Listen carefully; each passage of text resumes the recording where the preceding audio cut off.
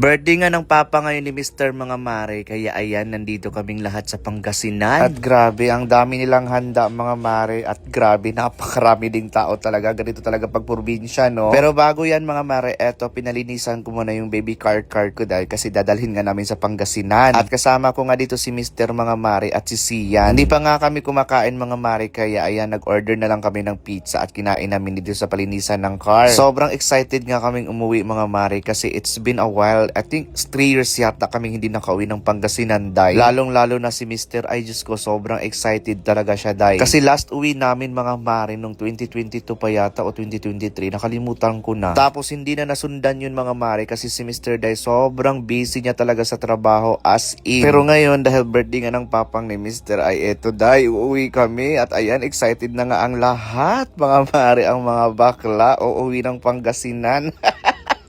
So ako ngayon nag-drive ng car mga Mare from Manila to Pangasinan at thanks God talaga mga Mare dahil nakayanan ko day, talagang sinubukan ko, ayun nakayanan ko naman. At ayan, nandito na nga kami sa Tarlac day at kumain muna kami dito dahil nagugutom na nga ang mga akla for breakfast to mga Mare. Konting kembot na lang talaga, mararating na namin yung Pangasinan day. Pagkatapos nga namin kumain mga Mare, wala na kaming sinayang na oras day, dumiretso na agad kami dito sa bahay nila Mr. At ayan, sumalubong nga yung mama nila, ayan, may pa-bless pa tayo day.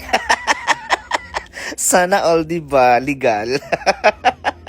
Babae yarn. At grabe mga Mare, kung masikip at maluwang, ang laki na din ng pinagbago ng bahay nila Mr. Day. Pati din yung barrio nila mga Mare, ang laki din ng pinagbago kasi mga daan day, puro semento na. Tapos eto, dumiretso muna kami dito sa may resort namin mga Mare kasi dito kami nag-check-in. So every time na umuwi kami dito ng Pangasinan mga Mare, dito talaga kami nag-check-in sa may Zamil. So natulog lang kami ng konti, ng very light, nagpahinga lang kami. Tapos ayan, gumora na ulit kasi pupunta kami ng Lingayen, Pangasinan. Since birthday nga ng papa ni Mr. Mga Mare, bibili kami ng cake doon sa Lingayen. So naghahanap kami ng Red Ribbon mga Mare kasi wala kami nakita. At ayan pala yung resort na pinagstayhan namin day. Grabe mga Mare, na-miss ko din dito sa Pangasinan day. My God, nakatira kasi ako dito ng 3 months sa bahay nila Mister. Nung dumating siya galing Saudi mga Mare, talagang dito kami tumira ng 3 buwan day. So ayan na nga, nandito na kami sa Save More, Lingayen, Pangasinan. At ayan, nakabili na nga kami ng cake. Tapos hindi na ako nakabideo na ng mahaba-haba day kasi pinagbawalan ako mag-video. Hindi ko alam kung bakit bawal, bumili lang naman ako ng cake, nakakaloka. At ayan na nga, tapos na bumili ng mga kla. Pauwi na kami mga Mare kasi ito lang naman yung sadya namin dito. Tapos bumalik kami sa resort kasi hindi pa ako naliligo day.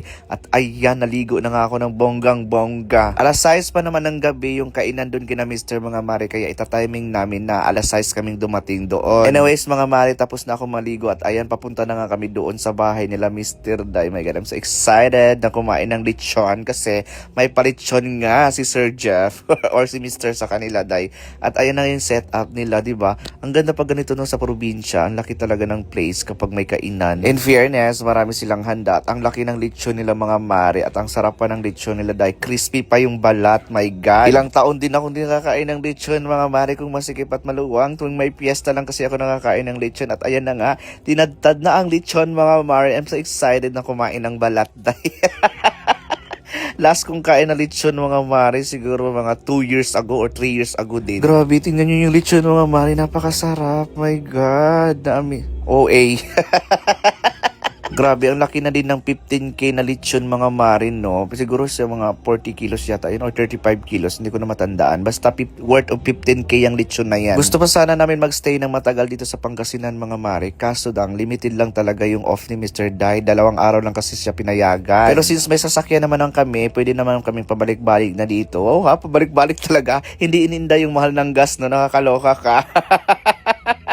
Anyways, nakakasad lang mga Mare kasi hindi kompleto yung family nila Mr. Kulang sila ng 2 dahil hindi yata pinayagan. Kasi may mga trabaho yata mga Mare, kaya sayang talaga. Pero anyways, okay lang yan. Mag-i-enjoy na lang tayo dito for today's video. My God mga Mare, habang nagbo-voice over ako, natatakam na naman ako sa lechon mga Mare. Nakakaloka. Konti lang kasi yung kinain ko sa lechon mga Mare kasi ang high blood natin dahil baka lalabas sa Eudora pag na high blood, nakakaloka. Kaya konti lang talaga yung kinain ko. Sabay-sabay tayong matakam sa lechon habang nanonood ng vlog mga Mare.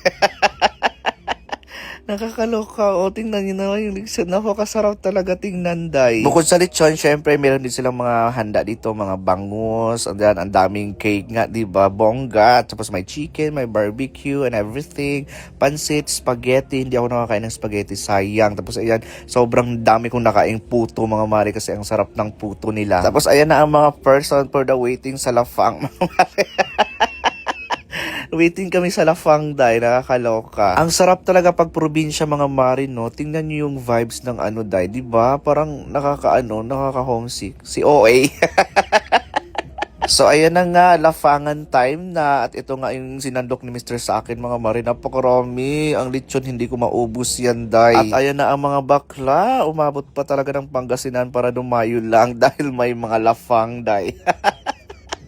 Nakakaloka, diba? Pero in fairness, sobrang sarap ng lechon nila, mga mare, as in. Tapos yung balat, napaka-crispy talaga, si OA. Pagkatapos namin kumain, naglibot-libot kami, day, at tingnan nyo yung view. My God, ang ganda dyan. Parang peaceful masyado. Tapos ayan, kinagabihan, nagnoma ang mga akla at nag-video, okay? At ang nagawgi sa video, si Tik-Tik talaga, day. Kasi nagpa-concert talaga siya dyan, hindi siya nagpakabog.